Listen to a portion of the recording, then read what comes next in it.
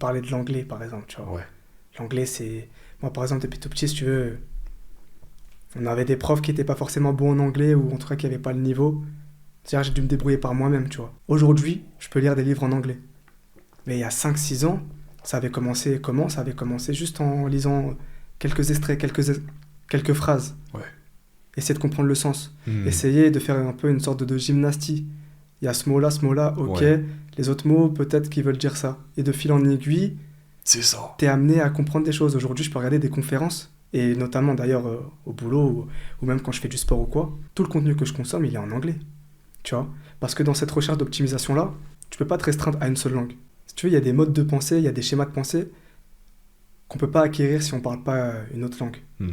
Notamment le français, on est restreint. Il y a d'autres langues. L'anglais, aujourd'hui, c'est la langue principale. Donc pour avoir d'autres perspectives, d'autres modes de pensée, notamment des autres horizons, Bien sûr. l'anglais est primordial. Bien sûr. Ça va te permettre de comprendre d'autres choses, des domaines que en France, ils sont pas abordés. C'est comme si tu vivais ta vie sans forcément prendre conscience des autres vies des autres. Tu lis pas, tu recherches pas d'autres modes de pensée, d'autres schémas de pensée, et tu es uniquement restreint par ta propre vie. Si tu veux améliorer la tienne, tu es obligé de voir un peu ce qui se passe de l'autre côté. Et donc, comprendre l'anglais aujourd'hui, pour moi, c'est vital, c'est fondamental. Mais moi, à un moment donné, lorsque j'ai vraiment compris l'importance de l'anglais, c'est quand il y a telle situation qui est arrivée dans le monde, et la seule façon pour moi de comprendre ce qui se passait, c'était de comprendre l'anglais. Ouais. Tu vois, des Ouais. conférences, des conférences de presse, des choses dans le monde, politique, géopolitique, tu vois. Si tu comprends pas l'anglais à ce moment-là, il n'y a personne qui va traduire ça. Tu dois te débrouiller par toi-même. Et tu sais que c'est primordial, ça. Et donc tu donnes tout, tu charbonnes, et tu essayes d'apprendre l'anglais à fond, à fond, à fond. Et ce qui fait que du jour au lendemain, il y a peut-être 3 ans, je pouvais lire des mots en anglais, je les comprenais pas, tu vois. Ouais. Je pouvais même juste me restreindre à une page. Ouais. Aujourd'hui, j'achète des livres en anglais. Et c'est pas des bandes Magnifique. dessinées, c'est vraiment des... Juste en te forçant à apprendre, juste C'est ça. en faisant preuve un petit peu de logique, Ouais. comme tu disais. Ouais, ce mot, ça je comprends un petit peu, ça je comprends un petit peu. Ouais, ça doit dire un Petit à petit peu de petit. ça. Ouais, puis Loi après, de tu vois, Pareto. ça se répète, ça se répète, ça se répète. Ah ouais, ça veut dire ça. Loi Tu de Pareto, vérifies, tu ah vois. ouais, c'est effectivement Exact. ça. Ouais. Comprendre que En même temps, tu lis ton livre et en même temps, tu apprends l'anglais. faire de plus que ça. Tu vois, pendant que tu es en train de regarder une vidéo, il est en train de parler en anglais et tu comprends tout ce qu'il dit. C'est comme si Bien c'était sûr. du français pour toi maintenant. Bien sûr. Et imagine si tu t'étais restreint à quoi? Non, c'est pas possible. Ouais, c'est pas pour moi. C'est pas pour moi. Hmm. J'ai toujours Heureusement, été mauvais en j'ai anglais. jamais pensé ça de moi, Ouais, tu vois. ouais. Mais il y en a plein qui peuvent penser ça. Ouais, l'anglais, c'est pas pour moi. Et puis même l'entourage, l'environnement. Ouais, arrête de faire l'anglais. Tu nous fais Ouais. l'américain, là. Ouais, ouais. Tu nous fais l'américain. Ils essayent de te rabaisser parce que, évidemment, si tu commences à connaître d'autres langues, parce que moi, j'ai pas envie de me restreindre qu'à l'anglais, tu vois. Ouais. Espagnol, italien, pourquoi pas du latin?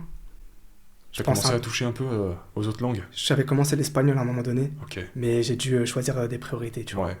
Mais je sais que si ce sera pas moi, ce sera mes enfants. Ce seront mes enfants.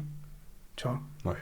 Faire exactement ce que font les dynasties de ce monde. Hmm. Former leurs enfants eux-mêmes. Il n'y a que, entre guillemets, la plèbe qui va à l'école. On va dire que les élites de ce monde-là, ils n'emmènent pas leurs enfants à l'école. Ou en tout cas, c'est des écoles très prestigieuses et qui ne sont absolument pas les mêmes que la plèbe A, tu vois. C'est clair. Et quand tu regardes un peu les enfants, ça peut être de la dynastie, de certaines dynasties, de certaines élites, Ouais. ils parlent 5 langues. Ils jouent du piano, du violon, ils font tel sport, ils jouent aux échecs. Ils sont tellement polyvalents. Tu te dis, ouais, c'est dingue comment ils ont réussi à faire. Ça a commencé par l'éducation, c'est-à-dire que les parents, ils leur ont dit que c'était possible. Et à partir du moment où quand t'es un enfant, tu comprends que c'est possible, t'as déjà beaucoup plus de chances de le réaliser, tu vois. Et des fois, je peux ruminer, je peux me dire, oh, si t'avais commencé juste peut-être 5 ans plus tôt, au moment où t'avais commencé à approfondir ce sujet-là, tu commençais déjà à noter. T'aurais déjà eu les bases, ce qui fait Ouais. que 5 ans plus tard, aujourd'hui, c'est tellement facile pour toi, t'as juste à retrouver facilement. Ouais, ouais. Aujourd'hui, on va me demander telle information, alors j'aurai moins de mal qu'au début à la retrouver, mais ça va me prendre du temps, Ouais. ça va me prendre de l'énergie. Alors qu'en autant, on peut me demander n'importe quel sujet, tu vois, Ouais. je te le ressors directement. Parce que j'ai commencé aussi à améliorer un peu mes prises de notes. Ça veut dire que mon premier tome, je notais tout à l'arrache. Dès Ouais. que j'avais une pensée, une nouvelle réflexion, ce qui m'est arrivé dans ma vie, une étrange coïncidence, des timings bizarres, tu te dis, ouais, Tu le fous là-dedans. à 10 secondes près, ça pouvait pas se passer ça. Et de Wow. le noter. De dire, parce que quand tu dis au monde, aux autres personnes que il t'est arrivé ci, ça, que l'univers, il peut te placer quelques signes, quelques clins d'œil, Ouais. ils peuvent te demander des exemples. Hmm. Mais quand t'en as tellement que t'es même pas capable d'en sortir un seul, ou en Ouais. tout cas t'en sors un petit peu, Ouais. c'est moins convaincant. Alors que là, des coïncidences, des clins d'œil, actuellement, je pense, j'en ai au moins 200. Au moins 200, vraiment. C'est un truc de ouf. Quand on dit que du jour au lendemain, tu peux vraiment changer d'habitude et de mentalité, c'est réel. Moi, j'avais commencé, si tu veux, le footing, du coup, toujours avec cette recherche d'optimisation, d'amélioration. Ouais. Des vidéos qui durent 2 heures, 3 heures, rester allongé, ou même juste faire du poids de corps. À un moment donné, je commençais à être limité. Je commençais à chercher une version plus athlétique de moi. Ouais. Je sais que j'ai toujours été bon dans l'athlétisme, tu vois. Ouais. La course à pied, le cardio. Ouais. J'ai toujours été le meilleur dedans. Mais le meilleur parmi qui, Hmm. tu vois. Évidemment que dans ton environnement, c'est très facile d'être le meilleur, etc. Ouais. Mais quand tu te confrontes à l'autre monde, Oui. au nouveau monde, tu te rends compte du travail que tu as à faire et ça te rend humble. Ça te fait faire preuve d'humilité, mais directement. Faut jamais sous-estimer l'effet cumulé et le temps. Moi, je sais que j'avais commencé, si tu veux, les footings, je les faisais en regardant des vidéos, des podcasts, etc. Ouais, ouais. Mais juste histoire d'eux, quoi. Juste pour être en mouvement. Et puis après, petit à petit, dans cette recherche d'optimisation, commence à gagner du temps Ouais. sur certaines distances, etc. Commence à avoir des objectifs. Évidemment, commence à chercher de nouvelles connaissances dans ce domaine-là. Et le meilleur moyen, justement, pour avoir ces connaissances-là, on en revient depuis tout à l'heure, c'est de suivre quelqu'un qui a eu le parcours que tu veux. Ouais. Et moi, je sais que ça a commencé l'année dernière. On va dire que de 2020 à 2022, je faisais quelques footings, Hmm. 2-3 fois par mois, etc. Je pensais que c'était bon. Ouais. Je me rendais pas compte de l'iceberg. Je me rendais pas compte que c'était même pas une colline, c'était juste un dos d'âne. Comparé à des personnes qui sont au sommet, mais à des montagnes, mais inimaginables. Et le meilleur moyen, c'est d'avoir un mentor, tu vois. Et moi, je sais que le moment où j'ai pris conscience de ça, je me suis dit, ok, là, on est en septembre 2022. Laisse-toi 1 an. T'aimes bien la course à pied, fais ça, fais-le le plus possible. Cherche à améliorer chaque aspect, endurance, explosivité, rapidité, etc. Il se trouve que la semaine d'après, et même pas, je vais courir dans mon stade, Hmm. tranquillement. Un jour où je devais aller travailler de base. Mais bon, on va dire conflit, etc. Je vais pas travailler. Je me dis, bon, j'avais pas encore la prise de notes dans mes habitudes à ce moment-là. Ok. Et le meilleur moyen, si tu veux, d'évacuer toute cette pression, toute cette frustration, c'était par le sport. Quand tu fais du sport, ton cerveau, il a autre chose à faire que de réfléchir à ce qui te tracasse ou quoi. Et c'est tellement satisfaisant. Donc j'ai commencé par là. Donc ce jour-là, tu vois, je suis parti courir. Ouais. Et il se trouve que je devais courir à tel moment, mais les choses ont fait que j'ai couru à une certaine heure. Et d'un coup, je cours, je fais ma séance. Et il y a quelqu'un qui m'aborde. On commence à faire connaissance. Il me demande si je cours, etc. Je lui explique que j'ai envie de commencer pour de vrai cette année sérieusement. Hmm. Il me dit, ouais, il se trouve que moi je suis coach. Wow. Tu vas kiffer. Il est coach. Il commence à se présenter, etc. Il m'a montré un peu les interviews qu'il a pu faire. Il était sur RMC Sport, il a fait quelques interventions, etc. Il a aussi coaché pas mal de boxeurs, de footballeurs, etc. Tu vois. Et moi, j'avais fait une bonne séance à ce moment-là. Et il m'avait vu, si tu veux, faire du n'importe quoi, entre guillemets. J'avais fait un 5 km à fond et après une séance de fractionné. Mais moi, j'étais en mode autodidacte. Ça veut dire, je le faisais comme je le sentais et je pensais que c'était bon. Et du coup, il était venu me voir par rapport à ça.